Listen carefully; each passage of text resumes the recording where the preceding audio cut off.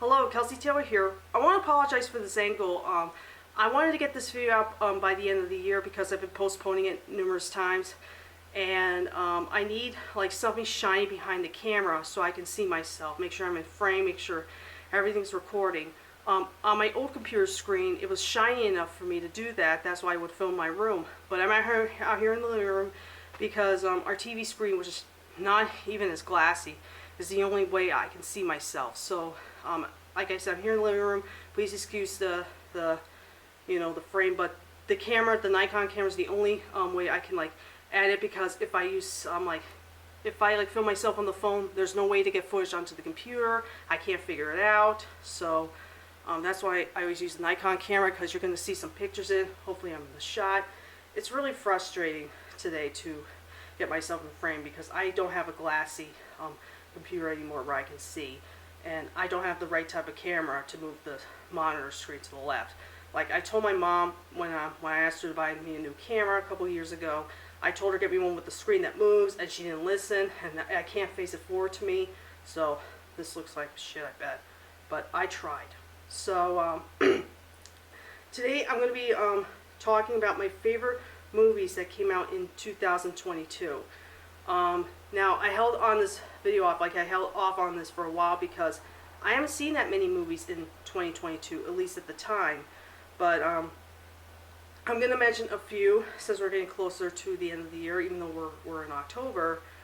I want to mention some films, like little brief reviews of it, like very briefly. I'll go by real quick, and I have a list online to see what movies that came out in 2022 that I have seen. And I'm not going to mention this time my top 5 favorite movies this year or something this time around, because I want to had a pain in the ass experience trying to get this shot set up. And so hope you can put up with it, as well as let me know your thoughts on these movies I mentioned. And if there's a certain movie that I have not mentioned on this list, that means I have not seen it. So, and there's some movies I haven't watched in a while, so I can barely remember, so I'm going to be brief on those as well.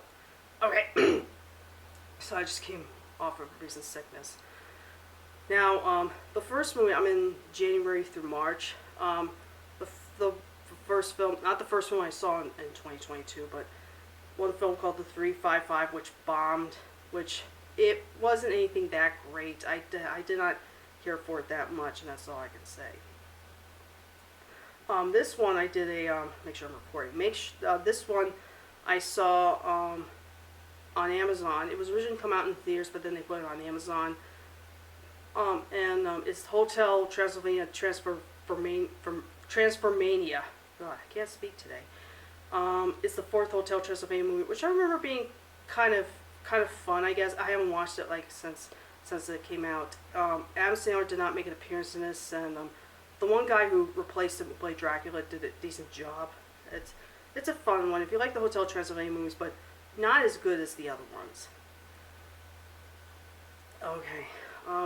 The one I saw in theaters, Moonfall. Oh my god. It's directed by Roland Emmerich, who directed Independence Day, Godzilla, and 2012. I'm not really a fan of his work at all, but Moonfall, I don't know, kind of stupid.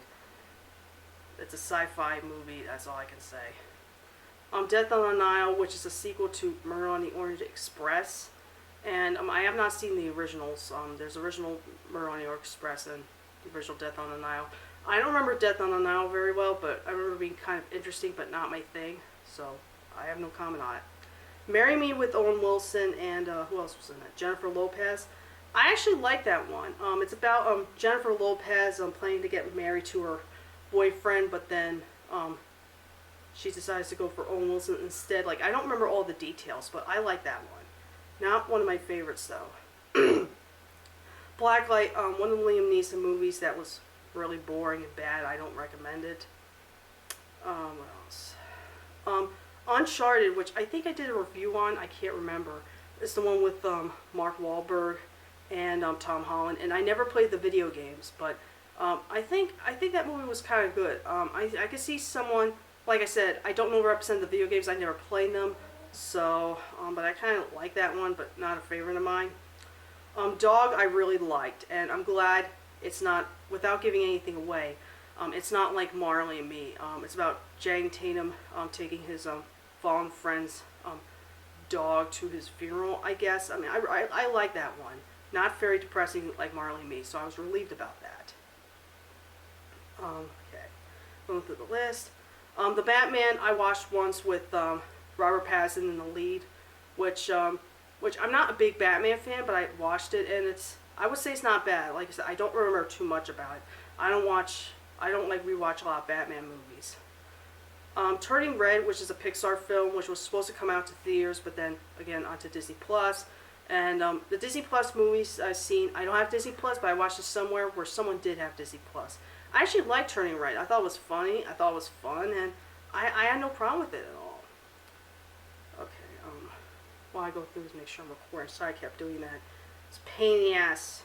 I'm trying to set this up. I can't say that enough. The Lost City, which was, I don't know if that came out to theaters, was on Paramount Plus, with Sandra Bullock, Jane Tatum again, Daniel Radcliffe. I actually liked The Lost City.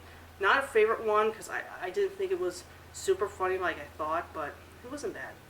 Everything, Everywhere, All at Once, this year's Oscar winner. It's interesting. That's all I can say. The actor who won Best Supporting Actor, I think, did a good job. Jamie Lee Curtis as well. It's too twisty for me, but I don't hate it. So please don't kill me. Now we're into April. Sonic the Hedgehog 2, which another one I saw in theaters. I didn't like it as much as the first one, although I really like Tails in it and stuff, and I can't wait to see what they do next with the third one. You know, because I really hope, you know, it's better than the second one. You know, it's kind of weird. Like I would have liked the second one better because with Tails, but you know, I mean the first one was really funny. The second one was a lot of fun as well. So I recommend watching part 2. But there was one scene in the movie that wasn't needed and was dragging a bit, and that's why. Ambulance, which is the Michael Bay film, which is not one of his worst, but not one of his best. It's with Jake Gyllenhaal, and it's fine. It's kind of watchable. Father Stew, another one watchable Mark Wahlberg film. Mark Wahlberg. It's based on a true story about Mark Wahlberg playing this priest, and I haven't watched it in a year now, so I don't remember too much about it. But not one of my favorites, but it's a decent one. Fantastic Beasts: The Secrets of Dumbledore. Which is the third Fantastic Beasts movie, which is better than part 2, but I don't know. It's a little fun in some aspects and some not. I think the first Fantastic Beasts is the best one. The third one, just not as good, but better than the second film. The Bad Guys, which I just watched recently on Peacock. Very, very fun and cute. Like, about these animals who are robbers and stuff. Like, that's all I can say.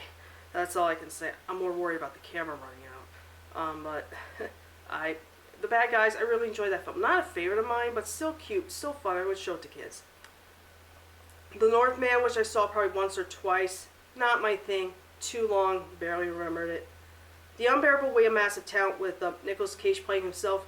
I really wanted to love that one, but it was fun in some aspects, but I don't know. It just wasn't as fun as I hoped it would be. It just was not a favorite of mine. It was a little disappointment for me.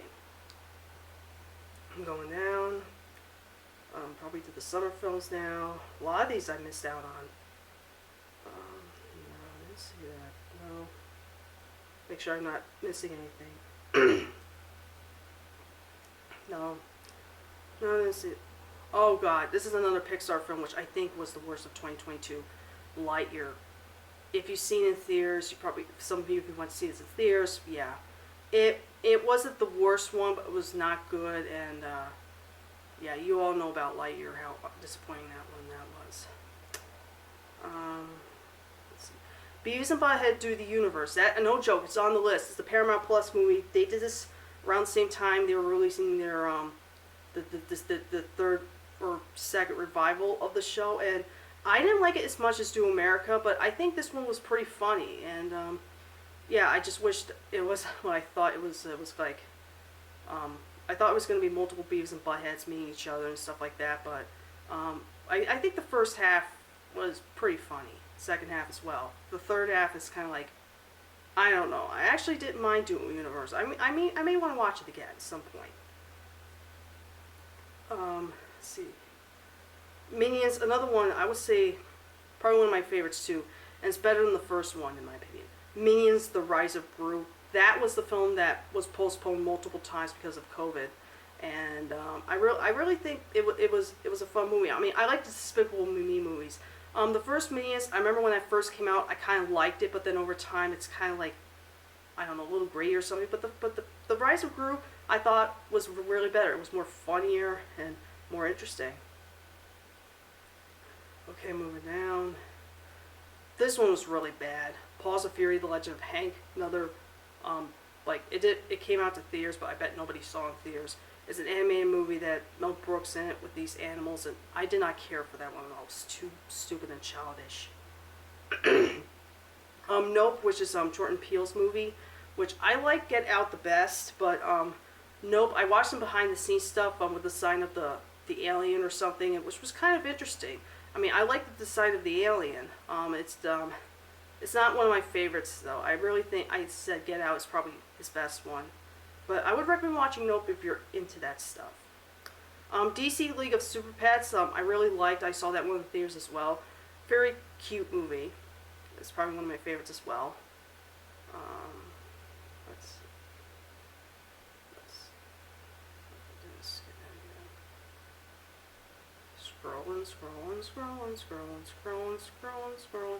scrolling, no, did I skip any?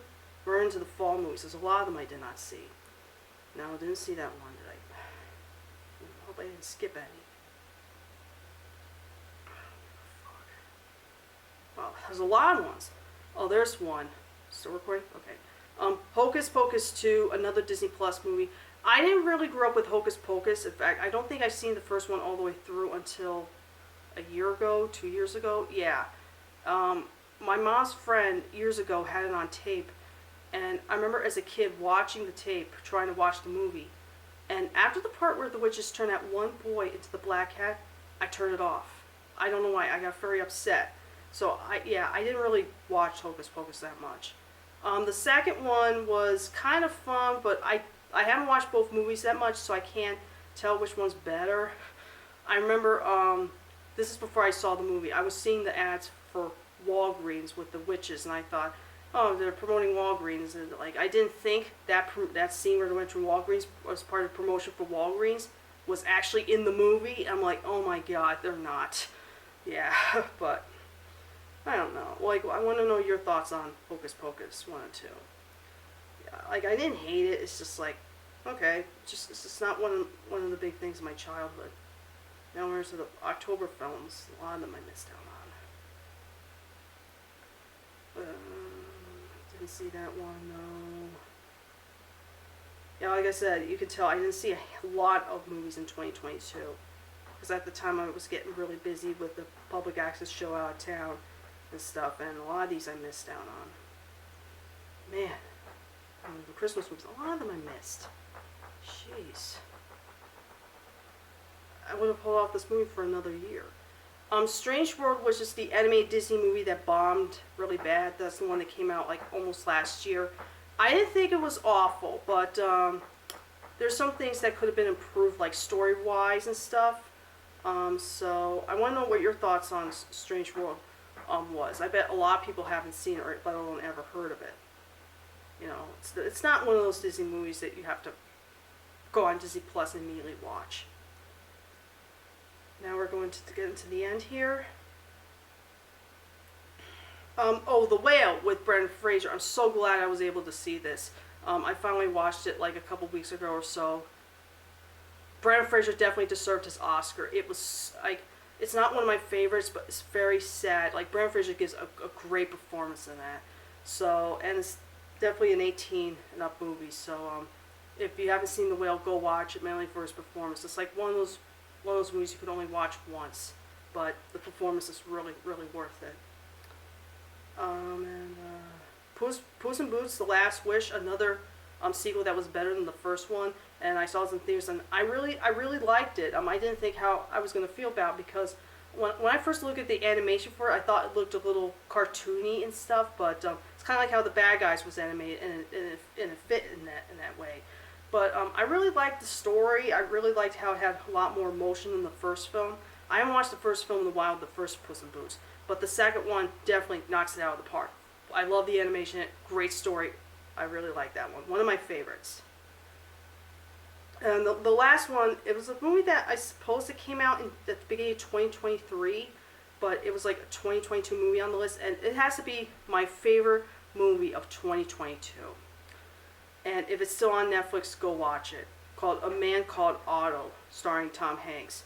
And unfortunately, this was the last movie I saw in the theater, my local movie theater, before it closed sometime later.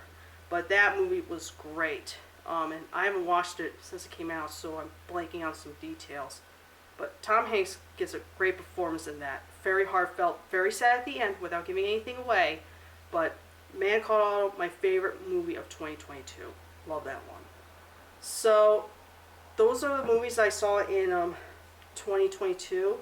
Gave you my instant thoughts on them. Let me know what are your favorite movies of 2022 are. And what you think of the ones I mentioned. Like I said, I know I left out a ton of them off, but it could have taken me another couple of years to finally watch a lot of these movies, give you my thoughts. But I want to just give you a general idea of what I've seen in the past year since I've been so late getting this video out. And I'll be doing another one like this after 2023 wraps up to tell you more of my favorite movies of that year. However, like I said, at this point it's not as much. Just been way too busy. But, you know, I try to watch as much stuff as I can. Now we got streaming and stuff, but it takes time. So anyway, thank you guys so much for watching this video. Hopefully you handled the different location.